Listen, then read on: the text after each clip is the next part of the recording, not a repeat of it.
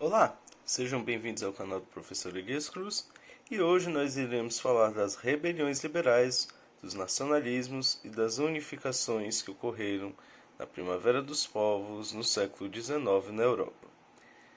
O Congresso de Viena e a Santa Aliança promoveram a restauração das monarquias absolutistas em países europeus ocidentais, unindo forças tradicionais da nobreza e do clero e contrariando algumas das conquistas da Revolução Francesa e do período napoleônico. Essa tendência conservadora prevaleceu no continente europeu apenas por alguns anos. A partir de 1825, ela foi contestada e derrotada por diversas rebeliões liberais e nacionalistas, tanto que, por volta de 1850, o absolutismo perdeu espaço de forma definitiva para uma nova forma conjunta de uma política predominantemente liberal. As antigas monarquias foram cedendo para monarquias constitucionais ou regimes republicanos. Historiadores consideram que entre 1830 e 1848, as populações de diversas regiões da Europa enfrentavam uma difícil situação social e econômica, que se expressava, por exemplo, em aspectos como a diminuição de colheitas, miséria do operariado, a ausência de garantias e direitos fundamentais para o trabalhador e uma repressão à liberdade de expressão. Essa situação de crise e insatisfação social possibilitou a aliança temporária entre setores da pequena e da média burguesia, e também do operariado, cada vez mais consciente de seus interesses. Da aliança instável desses setores, surgiram diversos movimentos revolucionários de contestação às estruturas de poder vigentes em grande parte da Europa. Conjugado ideias nacionalistas liberais, que por muitas vezes tomaram um caminho socialista, esses movimentos ocorreram em diferentes regiões da Europa, como nas atuais França, Itália, Áustria, Irlanda, Alemanha e Hungria. Várias dessas regiões ainda não constituíam estados nacionais autônomos. Para entender um pouco mais sobre esses movimentos, vejamos os significados dos conceitos de liberalismo e nacionalismo. Na política, o liberalismo possuía um governo de caráter democrático. Os poderes dos governantes são limitados por uma Constituição e separados em legislativo, executivo e judiciário. O Estado deveria servir ao cidadão, respeitando sua liberdade e dignidade. Na economia liberal, a intervenção do Estado deveria ser a menor possível. As atividades econômicas ficavam a cargo da iniciativa privada. E, na religião, no liberalismo, o Estado deve ficar completamente separado da Igreja, e cada cidadão pode praticar livremente sua crença religiosa, a liberdade de culto e de convicções filosóficas e também o direito a todos os cidadãos.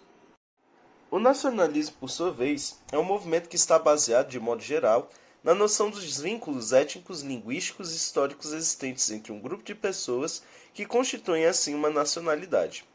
Com base no fundamento da nacionalidade, os grupos nacionais passam a reivindicar o direito de formar uma nação autônoma.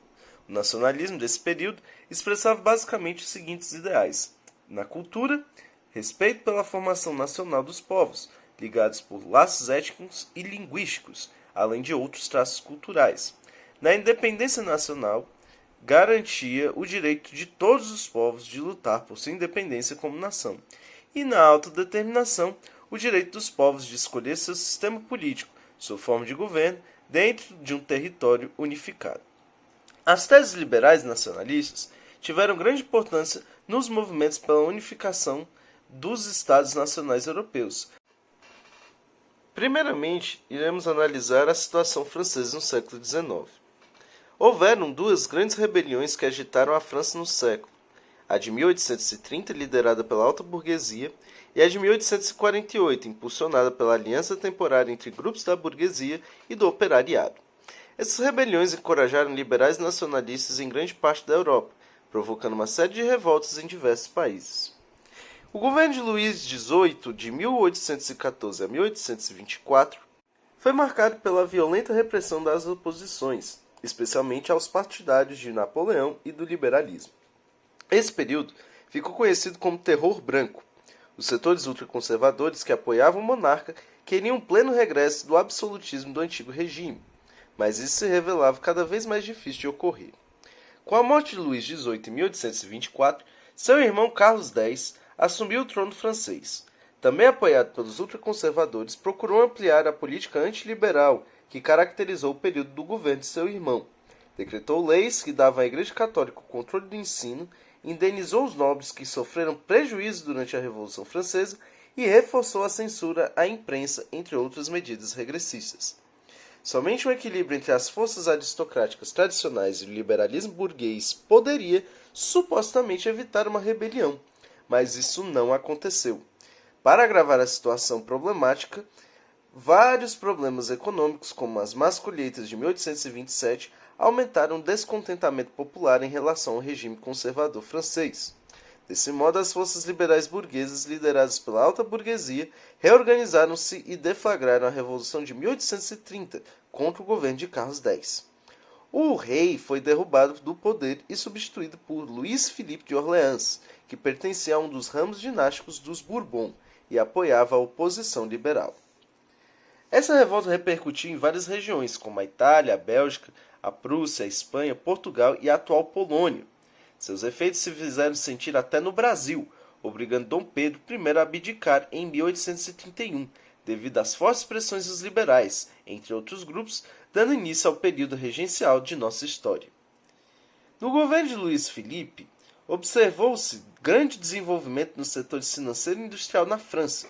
Em sintonia com os interesses econômicos burgueses, o governo francês iniciou sua expansão colonial em direção à África, à Ásia e à Oceania. Conhecido como o Rei Burguês ou Rei dos Banqueiros, Luís Filipe foi auxiliado pelo ministro François Guizot e procurou harmonizar os interesses da burguesia liberal com os da resistência conservadora.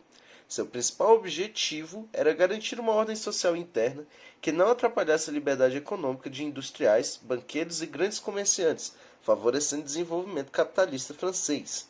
Essa política, ao mesmo tempo em que levava a uma concentração de riquezas nas mãos desses grupos, causava um maior empobrecimento dos trabalhadores, sobretudo dos numerosos operários franceses. A partir de 1846, uma sucessão de problemas econômicos e dificuldades políticas fizeram desmoronar as forças de sustentação do governo de Luís Filipe. A crise se fez sentir, por exemplo, no aumento da miséria, nas más colheitas agrícolas, na queda da produção industrial, nas greves operárias e nas campanhas políticas pela reformulação do sistema eleitoral. Foi então que a burguesia liberal e o operariado uniram-se temporariamente contra o governo. Um grande levante de trabalhadores, estudantes e setores da Guarda Nacional derrubou Luís Filipe do poder na chamada Revolução de 1848. Com a queda do monarca francês Luís Filipe, organizou-se em fevereiro de 1848 um governo provisório que tomou as seguintes medidas. Primeiro, proclamar a Segunda República Francesa. Depois, promover a liberdade de imprensa e abolir a escravidão nas colônias francesas. E por último, estabelecer o sufrágio universal masculino, isto é, o direito de voto para o cidadão. Desse governo participaram políticos socialistas como Louis Blanc e representantes da burguesia liberal como Alphonsine Lamartine, poeta e orador. Uma vez no poder, esses dois grupos não chegaram a um acordo sobre os grandes rumos do governo. Os socialistas exigiam mudanças muito profundas do que os que a burguesia estava disposta a promover, como, por exemplo, medidas que beneficiassem diretamente trabalhadores urbanos. Em 1848, em novembro, foi promulgada uma nova Constituição. Um mês depois, realizaram-se eleições para a presidência da República.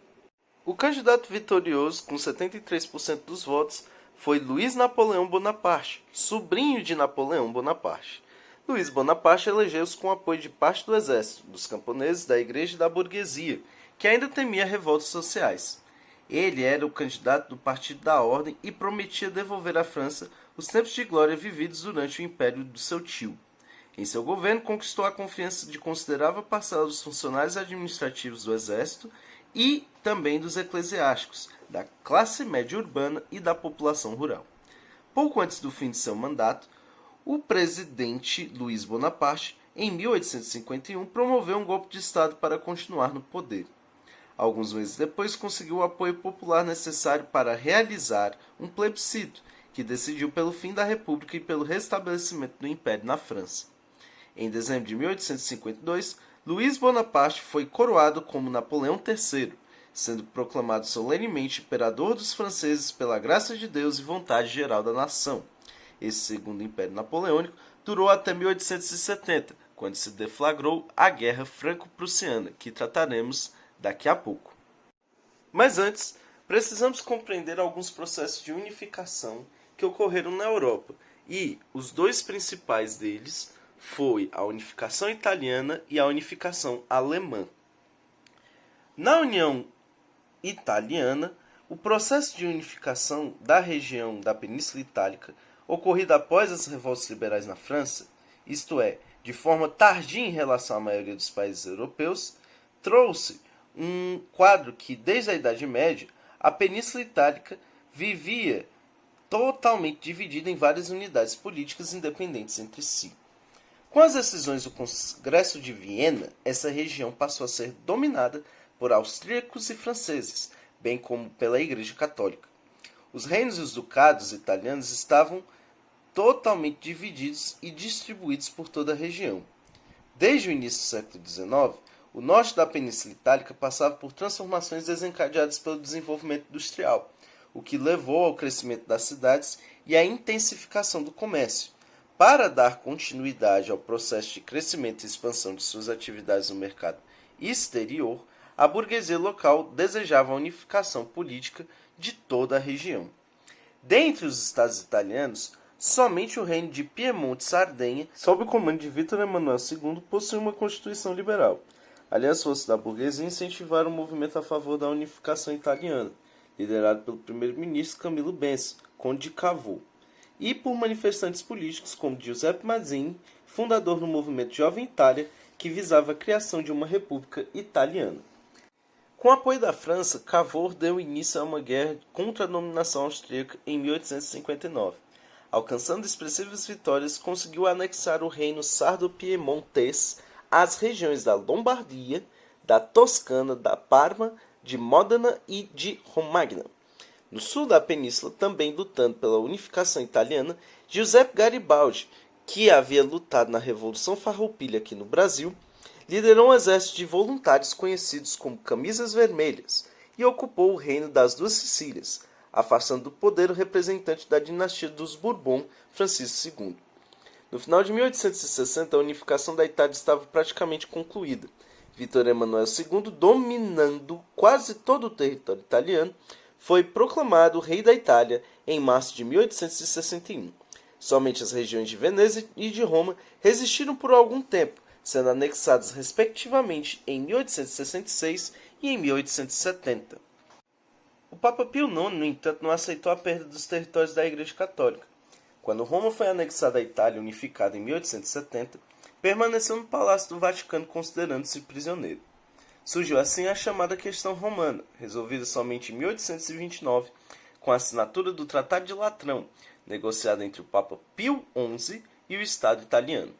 Por esse tratado ficou decidida a criação, na zona norte de Roma, do pequeno Estado do Vaticano. O Vaticano é hoje o menor país do mundo, com uma área de 0,44 km². Sendo a sede da Igreja Católica, o Vaticano abriga a residência oficial do Papa até os dias atuais. Da mesma forma que a Itália, a Alemanha não existia como Estado unificado até a primeira metade do século XIX.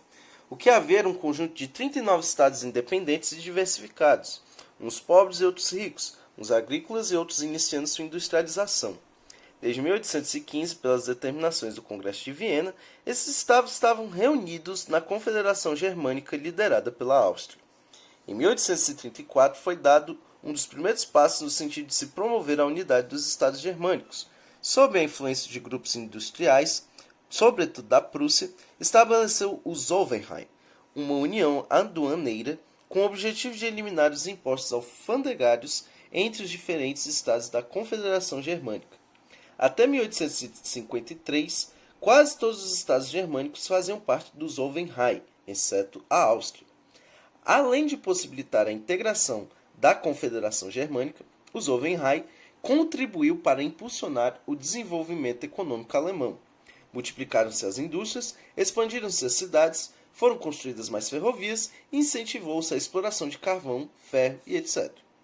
Nos diversos estados da Confederação Germânica, tomavam corpo ideias de caráter nacionalista, elaboradas por intelectuais que desejavam a unificação étnica e cultural dos povos germânicos, sob a tutela de um só Estado.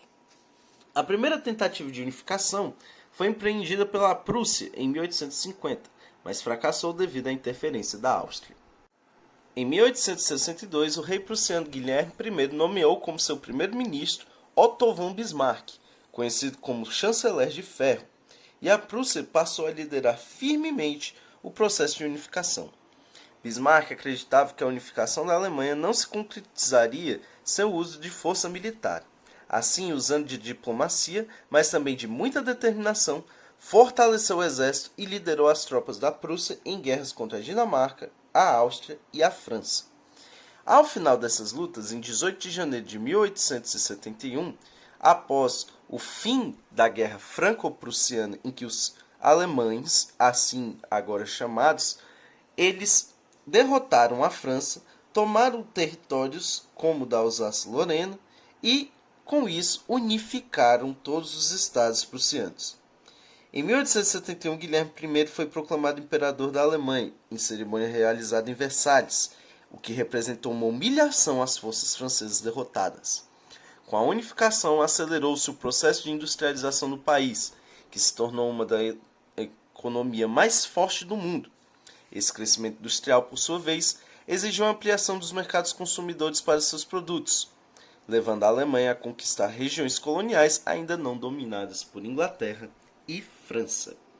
Então é isso. Espero que vocês tenham gostado do podcast de hoje. Se inscreva no canal, curta um vídeo e vamos compartilhar para que a disciplina de História seja um tanto mais relevante no cenário nacional. Valeu!